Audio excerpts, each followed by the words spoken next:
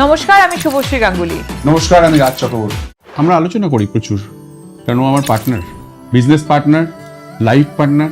Obviously আমরা দুজন মিলে প্রচুর আলোচনা করি একটা কাজ করার আগে।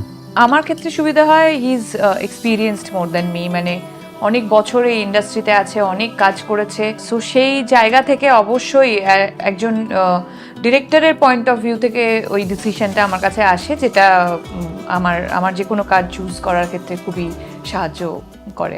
একদম জানি না, জানলে তো সব ছবি সুপারহিট হতো আর সব ছবি সবাই দেখতো আর কি। আমি চেষ্টা করি, যেটা আগেও বললাম, যে আমি চেষ্টা করি একটা ভালো সিনেমা বানাতে, সেই সিনেমাটা যেন সবার ভালো লাগে আর কি। সে গ্রামে থাকুক, মফস্বলে থাকুক বা শহরে থাকুক, যেখানেই থাকুক, সিনেমাটা যেন সবার জন্য হয় আর কি।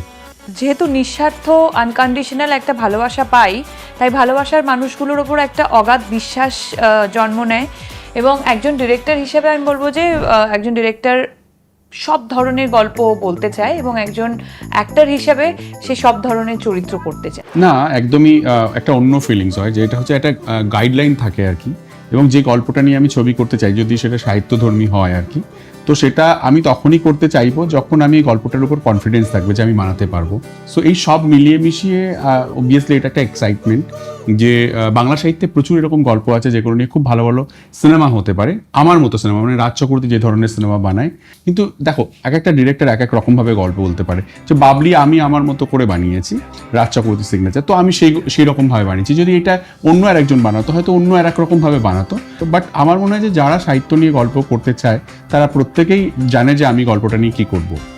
বাবলি ক্যারেক্টারটা ইউনিক এই জন্যই, যে সময়ে দাঁড়িয়ে উনি এই গল্পটা লিখেছিলেন, ভীষণ সাহসী একজন নারী, ওরকম কনফিডেন্ট একজন মহিলা, অত শিক্ষিত প্রবাসী বাঙালি, এবং সেই সময় দাঁড়িয়ে কিন্তু উনি এই যে বডি শেমিং আমরা এখন বলি, যে অ্যাওয়ারনেসটা তৈরি হয়েছে, সেই সময় থেকে কিন্তু এই মেয়েটির সেটা নিয়ে আপত্তি ছিল, তাই জন্যই সাহিত্যিকদের ওনার পছন্দ ছিল না, এবং সাহিত্যিকদের ওপর অভিযোগ ছিল যে আমার মতো মোটাসোটা মেয়েদেরকে নিয়ে নায়িকা করে গল্প লেখা হয় না কেন। সেই জায়গা থেকে আমার মনে হয় যে ইউনিকনেসটা হচ্ছে হার অ্যাটিটিউড, সেটা অন্যান্য অনেক মেয়েদের থেকে হয়তো বাবলিকে আলাদা করে।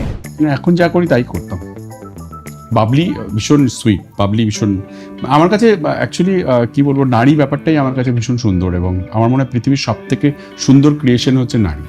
সো সে যেই রূপেই থাকুক, আমার কাছে নারী প্রাধান্য অনেক বেশি আর কি।